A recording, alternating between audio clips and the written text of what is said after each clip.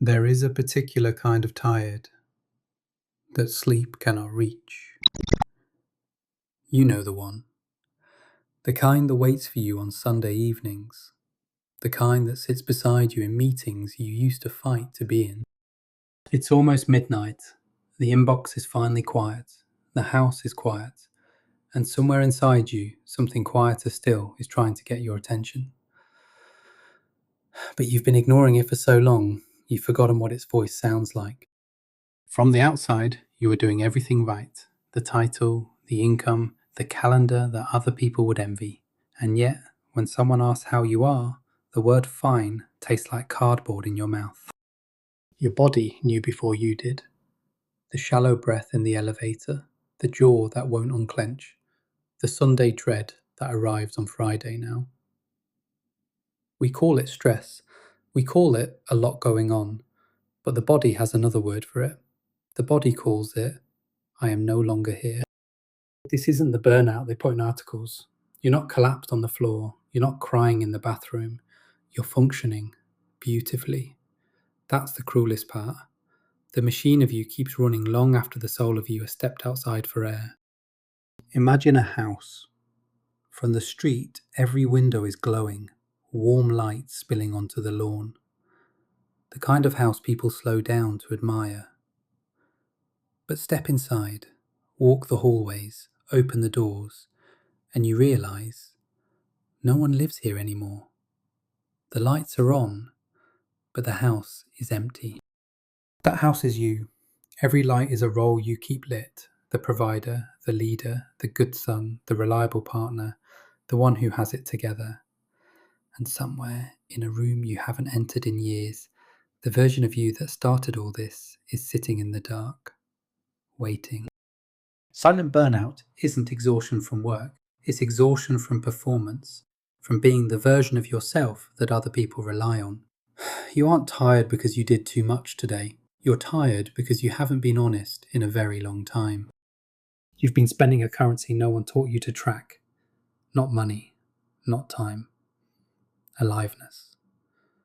And the account has been quietly draining for years, while every other metric of your life looked like growth. Have you noticed? When someone praises what you've built, there's a small delay before you can smile. A flicker, a microsecond where you almost want to ask them, do you know how much it cost me? Here is what no one tells high achievers about burnout. It is not a signal that you need a vacation. It is not a signal that you need better boundaries or more sleep or a new productivity system. Those are bandages on the wrong wound. Silent burnout is what happens when your life keeps succeeding in a direction your soul stopped agreeing to. You're not broken, you're not weak, you're not ungrateful. You are simply a person who has been loyal to a version of success that was never fully yours to begin with. Somewhere along the way, you inherited a blueprint from a father who measured worth in provision, from a culture that confused exhaustion with virtue, from a younger you who believed that if he just achieved enough, he would finally feel safe. He was wrong, but he was doing his best. The most exhausting thing in the world is pretending you're okay to people who would still love you if you weren't.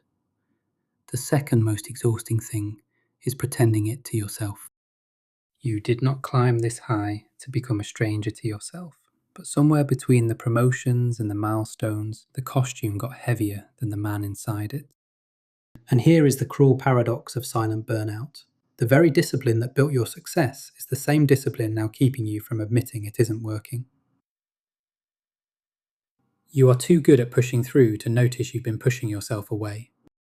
So tonight, while the house is quiet and no one is asking anything of you, I want to ask you something. Not as a coach, not as a strategist, just as someone who has sat in the same midnight you're sitting in.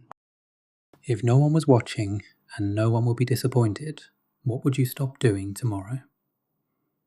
Don't answer fast. The first answer is usually the one you've been allowed to think. Wait for the second one, the one that scares you a little. Notice what came up. Notice who you thought of.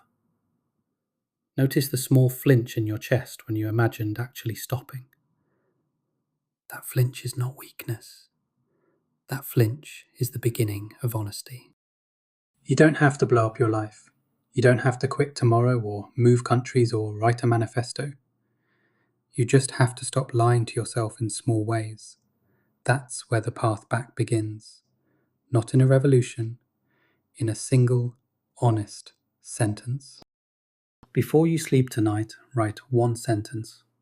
Not for anyone else, just one true sentence about how you actually feel. No performance, no solution, no plan.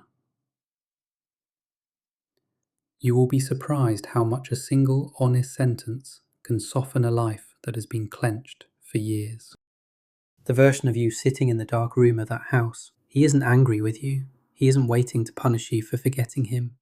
He's just been waiting, patiently, for you to walk down the hallway, open the door, and sit beside him again. You are not burning out because you are weak. You are burning out because some part of you is finally refusing to keep betraying yourself. Listen to it. It has been trying to bring you home. If this found you tonight, maybe it wasn't an accident. Stay a while. There are more reflections waiting for you here. For those who look successful outside, but are still searching within,